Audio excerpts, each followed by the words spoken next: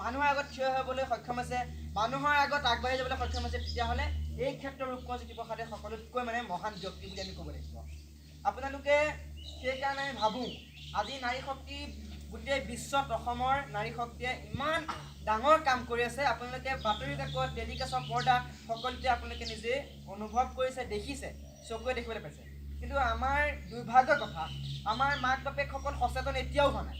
ইমানবোৰ আমি অনুষ্ঠান প্ৰতিষ্ঠান পাতিছোঁ, দূৰ দূৰণি মানুহ মাতিছোঁ, আৰু বেলেগ বেলেগ ঠাই কৃষ্টি সংস্কৃতি মানুহবিলাককো আমি মাতি ইয়াত অনুষ্ঠান প্ৰতিষ্ঠান কৰিছোঁ।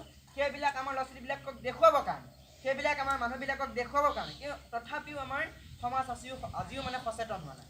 সেয়েহে এই সুযোগতে এই মহান শিল্পীগৰাকীৰ শিল্পী দিৱস অনুষ্ঠানটি আপোনালোক সকলোকে একঠাই যিমান পাৰোঁ আমি ল'ৰা চামে বেলগুৰি গাঁৱৰ যুৱকবৃন্দই বহুত মানে চিন্তা কৰোঁ গাঁওখনৰ কাৰণে, মানুহবিলাকৰ কাৰণে, কিন্তু আমাক মানুহবিলাকে ধৰক গুৰুত্ব দিয়ে নিদিয়ে কিন্তু পিছৰ কথা। কিন্তু আমি যিবিলাক সা সুবিধা ধৰক পোৱা নাই, সেইবিলাক যাতে কণ ল'ৰা ছোৱালীবিলাকে পায়, আৰু মাক বাপেকবিলাকে পূৰা গুৰুত্ব সহকাৰে ল'ৰা ছোৱালীবিলাকক এই প্ৰাথমিক পৰ্যায়টোতে ল'ৰা ছোৱালীৰ বোলে আটাইতকৈ ডেভেলপ, হলিষ্টিক ডেভেলপ বুলি কয় ইংৰাজীত, মানে সামগ্ৰিক যিটো বিকাশ, শৈক্ষিক সামাজিক সাংস্কৃতিক মানুহৰ কথা ক'ব জনা, এই শক্তিটো আমি এতিয়া ডায়ট প্ৰতিষ্ঠান, যিটো জিলা শিক্ষা পৰিষদ প্ৰতিষ্ঠানৰ যিটো শিক্ষাৰ প্ৰাথমিক নিম্ন প্ৰাথমিক শিক্ষা, সেইটোত আমি এতিয়া পঢ়িবলৈ পাইছোঁ।